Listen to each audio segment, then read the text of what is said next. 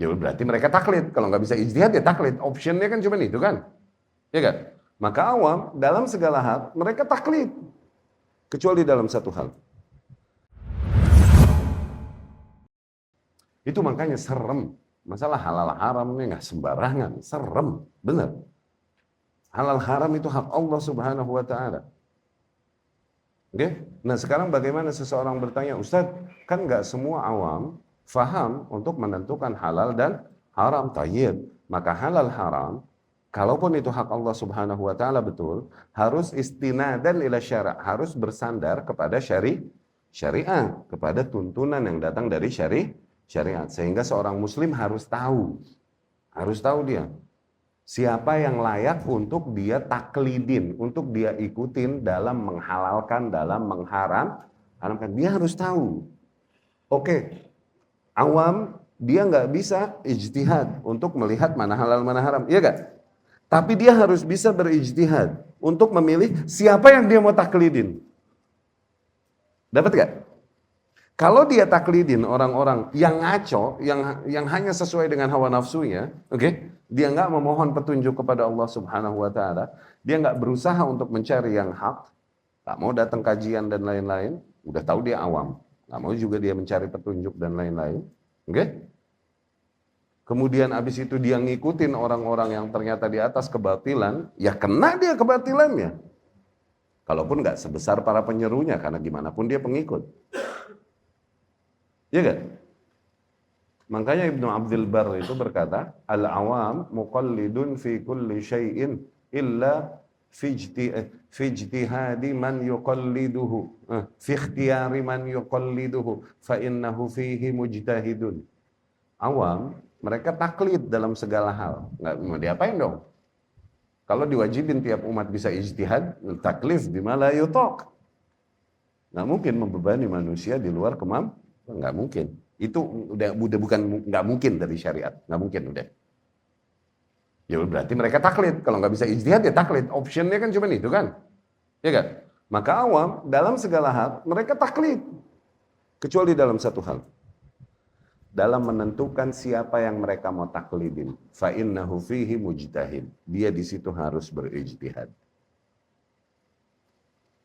Ya kan? Dapat ya?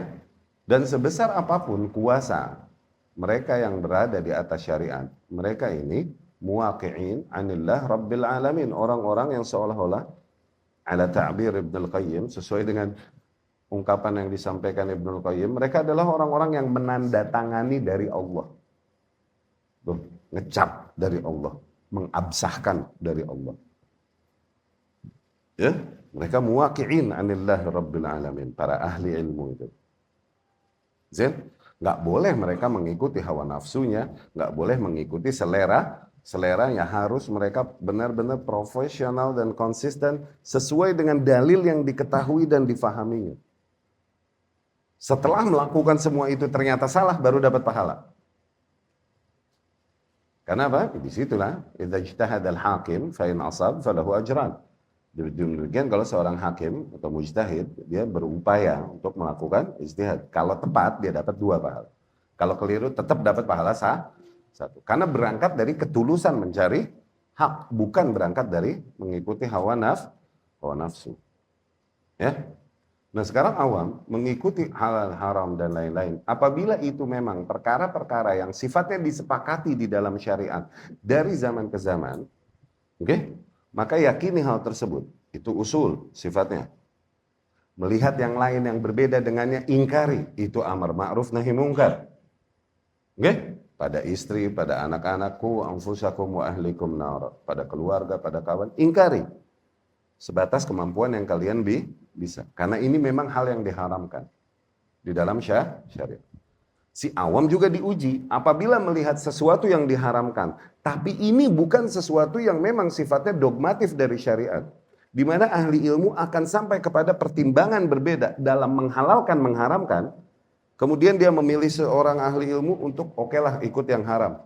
Kemudian dia mengingkari yang lain yang tidak mengharamkannya. Awas, dipertanyakan dia. Kau mengingkarinya nih berangkat dari meyakini si ahli ilmu ini boleh mensyariatkan sesuatu. halal dan haram selain Allah Subhanahu wa taala, atau emang beneran kau memiliki ilmunya? Tuh, dipertanyakan itu.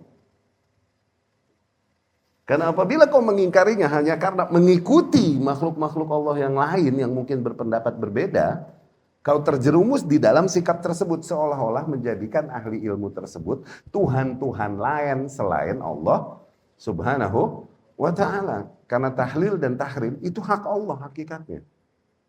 Boleh berpendapat beda, boleh dalam hal-hal tersebut.